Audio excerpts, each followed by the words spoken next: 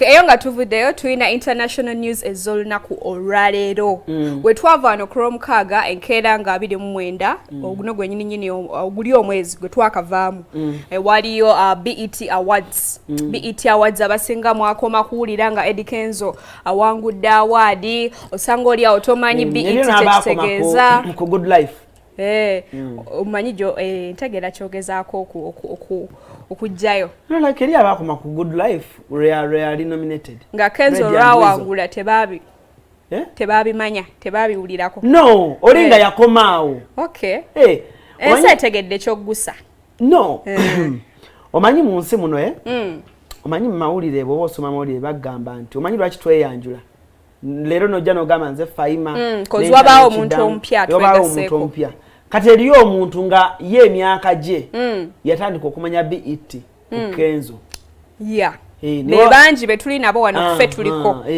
naye kati eriyo ffe abamu nga ffe BET twazimanya dda naye okuziwa ekitiibwa nga banominatinze Good Life Music Red and Weasel okitegeera kati awo ne tugamba nnaffe tubamanyi so eriyo n'oyo yakomaawo nga ye bwe yakomaawo ebyaddako tiyabimanya kasita bamma Good Life ebyasigala tiyabimanya naye ng'abamu tuli kwogera ku BET naye abantu bayinza oba tebamanyi BET kyekitegeeza wayinza obbaawo omuvubuka nga naye azigoweera nnyo naye nga tamanyi BET bye twogerako bitegeeza ki BET in full kiri Black Entertainment Television ekitegeeza mbu zino award zibeera z'abaddugavu Black Americans biki akasaayi kasita kabeera kalimu olwa black era nga zino award zigendererwa ku nominatinga ku appreciating abantu abo abaddugavu abagasse ku black culture yoyo Taraj yes your empire ayina emyaka 5 bwenjogeera kati era nga sugwe mulundi gwo gwasoose okuhostinga BET award mukazi wa ovunaanyizibwa nnyo mu black society banzanyira empire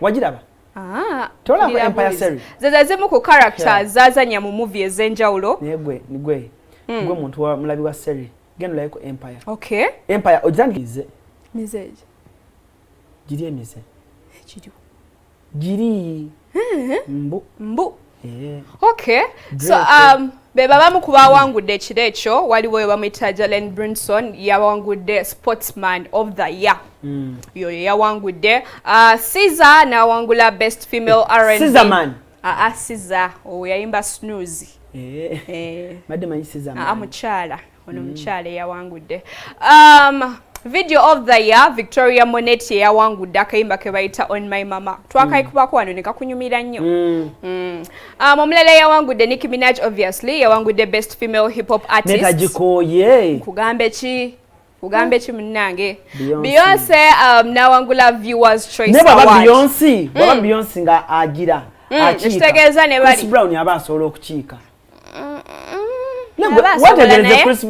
Chris Brown oyo musayi mutabike okay mu balala abawangudde My Sweetheart Tyla gwendi mukuka kagojja okukkiriza mpola mpola mwana from South Africa 21 years old yawangudde best new artist Tyla okyogerako Tyla travel around the world kana kato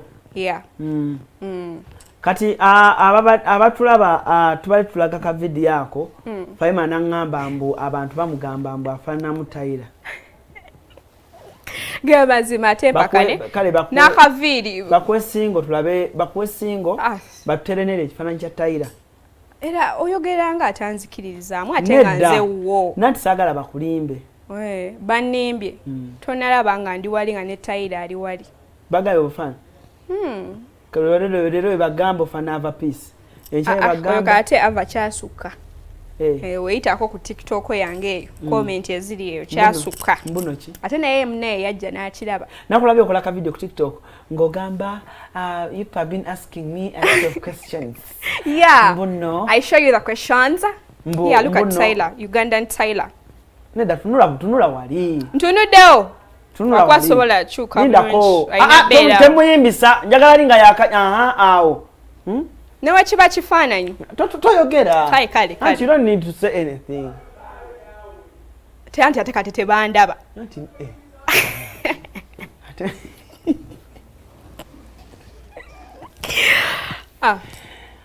meka pause newe mbaka kozi Kiba kiwedde. Neda kati ate owakana oba olina okwekuba emirundi 3 mu kifuba ogambe ndi mulogo. Bw'otakikiriza. Okola ki? Mbofana divorce kikuteyo mbu. Kati muteeke wava peace. Eka bakuteka ava peace. Banji abana bali ku TikTok we bawoza simanya Patricia. Walabako nga bafana ya Patricia Ghetto Kids. Kiriyo kitokota simanya Hamisa Mobeto Chioma ono gwe bakakuba embago wa Davido. Kizibu naye nga bajja kukubye emmotoka. Yeah. Wefana naweka. Yeah, ge mazima naye kalera wabayo. Tewali. Tewali. Kati gwe ngofana mama Brighton. Nga mufaanagana muko. Ize. Okay. Naye nga ekirechezo award omuntu yabadde talk of the whole day yabadde Asha Raymond gwetegeera obulungi. Asha ye mumanyi wa myaka jaffe. Yawangudde ne Lifetime Achievement Award. Era n'abantu abasinze okola tributes ko olunaku bayimbye ennyimba ze omwabadde omukyala Keke Palmer, Chloe Bailey kwegamba yabadde talk of the day ko olunaku. Yeah. Kale naffe olw'eggulo eggulo ejjo twabadde tulaba Euro. Okay. Manyi kati tuli mu mipira gya Euro. Ensi ziri mu Europe. Okay. Competition zigenda mu maaso. Era abalina ba boyfriend abawagira emipiira. Akadde kaweddeyo. So ejjo Germany yavuddeko. Okay. Spain yamukubye. Okay. Penalty yamukubye yamukubiddemu extra. Spain yakubye Germany. Okay. Extra time 2-1. So netugenda ku mpira gwa France. Amma byebyo Shoni bye yali annangira nga ngamba Rashford wange England teyamuyita byebyo. Okay. So netula mu mpira gwa France ne Portugal. Okay. So kirabika omupiira guno egwade gugenda otandika. Omanyi mwana waliwo ebintu byola ku internet n'otulaba otunya ka video ne ka ku inspiring. Ogamba senga aluba. Ogamba singa nze. Naye kale abaana bakola kati waliwo ka video ng'omupiira gwa France nga Pogba yali former Manchester United player. Yeah.